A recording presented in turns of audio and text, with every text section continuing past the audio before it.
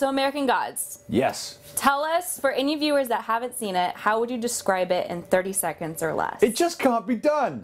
People ask this, and it can't. I basically play Shadow Moon, who's trapped in a world of magic and gods and zombies and leprechauns, and he doesn't believe in any of it. Okay. So he's very confused, as will our audience be. But as Shadow starts to learn, our audience starts to learn. So it's old biblical, mythical gods waging war against the new gods that we worship today: technology, social media, fame, money. And so poor Shadow is trying to work his way through this crazy puzzle. Perfect. I think that was great. So let's go a few years back. Tell us about the casting process and the unusual way that you heard about this role. Well, people know that I've got a great relationship with my fans. And one of those reasons is because it was the fans that told me about this role.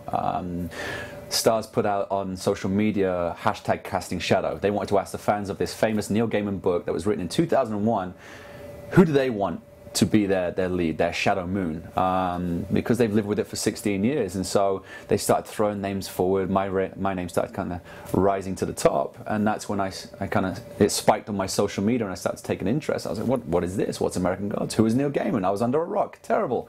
And so my agents were like, yeah, it's fantastic, it's incredible. And I was like, well, can we look at it? They said, yes, we'd love to see you.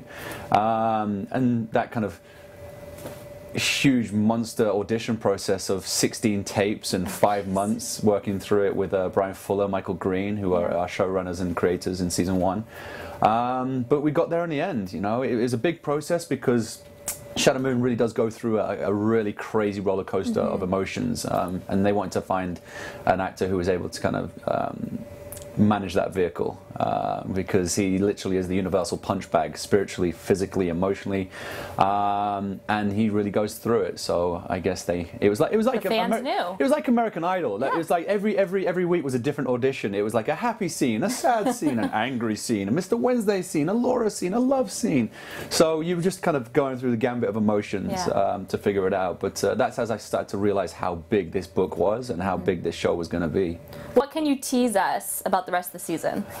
Oh, goodness. And give us like 3 words to describe how it's going to end. I mean, basically, it's we've had a couple of episodes now, and the show generally it gets stronger as you go. Okay. So the later episodes really do kind of rise to this climax. And if they enjoyed the finale for the first season, oh my goodness, there is a huge cliffhanger and lots of secrets are revealed.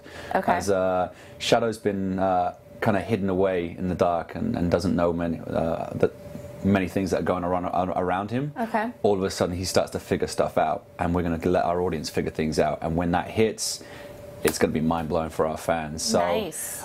3 words to describe our epic finale. Our epic finale. There you go. There you go. There you go. Hey, it works.